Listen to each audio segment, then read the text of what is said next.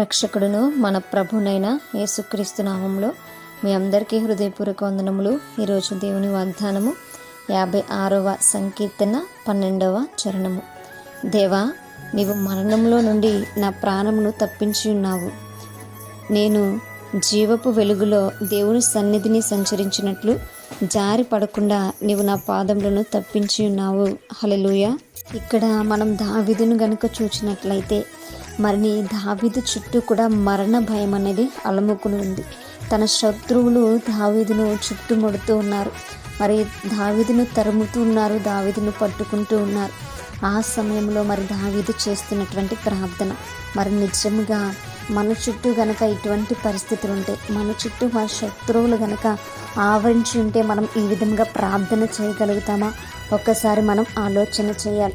మరి దావీదు ఎంతగా దేవుని పైన ఆధారపడ్డాడో అనేటువంటి విషయము మనకి ఇక్కడ అర్థమవుతూ ఉంటుంది.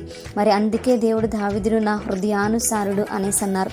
చూడండి, ఇక్కడ శత్రువులు మరి భయపడుతూ ఉన్నారు, శత్రువులు నుంచి తప్పించుకోవడానికి పరుగులెడుతూ ఉన్నాడు, దాక్కుంటూ ఉన్నాడు దావీదు.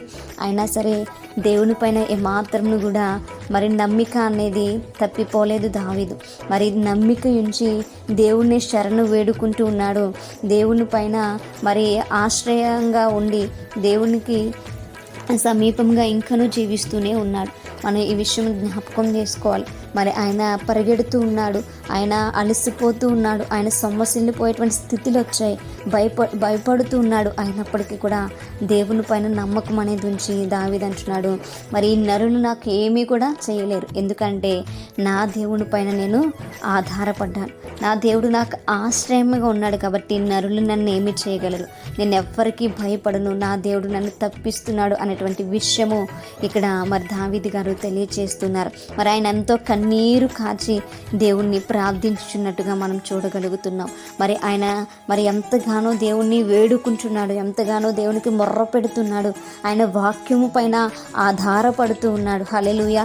దావీదు జీవితంలో దేవుడు చేసినటువంటి వాగ్దానాలు పైన ఆయన నమ్మిక అనేది కలిగి ఉన్నాడు. ఎందుకంటే దేవుడు చెప్పాడు, నీకు శాశ్వత కృపనిస్తాను అని దావీదుకు.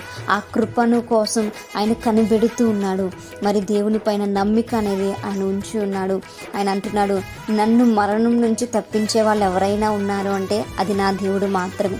నా దేవుడు మాత్రమే నా ప్రాణమును తప్పించి నాకు నిత్య జీవమును అనుగ్రహించేటువంటి వాడు కనుక నేను నా దేవుని పైన ఆధారపడతాను. ఆయన సన్నిధానమును నేను ఎప్పుడు మర్చిపోను, ఆయన్ను నేను ఘనపరచుట నేను ఎప్పుడు మర్చిపోను అని చెప్పి ఆయన ఏ స్థితిలో ఉన్నా సరే దేవుని ఘనపరుస్తున్నాడు, దేవుణ్ణి ఆరాధిస్తున్నాడు, దేవుని ఇచ్చినటువంటి వాగ్దానాలు జ్ఞాపకం చేసుకుంటూ దేవునికి కృతజ్ఞతాస్తులు తెలియచేస్తున్నాడు, దేవుని ఇచ్చినటువంటి రక్షణ భాగ్యమును కాపాడుకుంటూ ఉన్నాడు. మరి దావీదు వలె మనము కూడా జీవించాలి.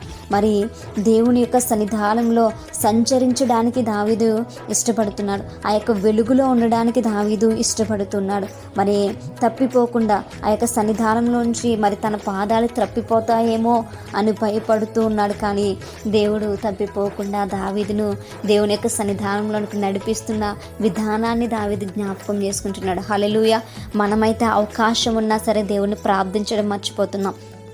మనమైతే అవకాశం ఉన్నా సరే దేవుణ్ణి ఘనపరచడం మర్చిపోతున్నామేమో.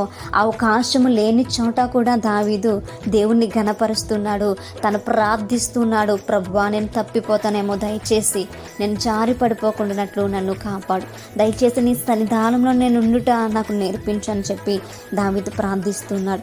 మరి సర్వేశ్వరుడు ఆ ప్రార్థన ఆలకించాడు, దావీదును తన సన్నిధానంలో ఉంచుకున్నాడు. గొప్ప రక్షణ భాగ్యంలో నిత్య రాజ్యమును దావీదుకు దేవుడు అనుగ్రహించాడు. అందును బట్టి స్తుతి ఆగములు దావీదు జరిగిస్తున్నాడు. మరి నీవు నేను కూడా ప్రతిరోజు కూడా ఈ విధమైనటువంటి ప్రార్థన మనం చేయాలి. మనం పడిపోకుండా ఉండినట్లు మనం ప్రార్థన చేయాలి, మనం తప్పిపోకుండా ఉండినట్లు ప్రార్థన చేయగలగాలి, మనం దేవుని పైన నమ్మకం అనేది ఉంచగలగాలి. మన ప్రాణములను మరణం నుంచి రక్షించేవాడు ఆయనే గనుక మరి ఆయనకు ఎల్లప్పుడూ కృతజ్ఞతాస్తుతులు చెల్లించుకోవాలి. అటువంటి కృప దేవుడు మనందరికీ కూడా అనుగ్రహించునుగాక. ఆమేన్. ప్రార్థించుకుందాం. పరిశుద్ధుడా, మహాగణుడా, గొప్పవాడా యేసయ్యా, మీకు వందనాలు.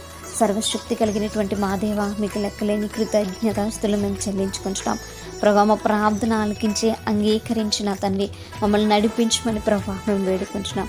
అయా దావీదు వలె మేము మీ పైన ఆధారపడటం మాకు నేర్పించు అయా. నీ పైన నా తండ్రి ఆనుకునుట మాకు నేర్పించు ప్రభా. అయా ఏ స్థితిలో ఉన్నా నా తండ్రి నీ సన్నిధానంకి వచ్చి నేను ఘనపరిచేటువంటి వారముగా ఆయన తండ్రి మమ్మల్ని ఉంచమని ప్రభా వేడుకుంటూ ప్రార్థన దయచేసి మీ పాదసని చేర్చుకోమని నజరేయుడైన యేసుక్రీస్తు నామములో అతి మిక్కిలి వినయముగా బ్రతిమలాడి వేడుకొని పొంది ఉంచున్నాం మా ప్రియ పరలోకపు మా కన్న తండ్రి.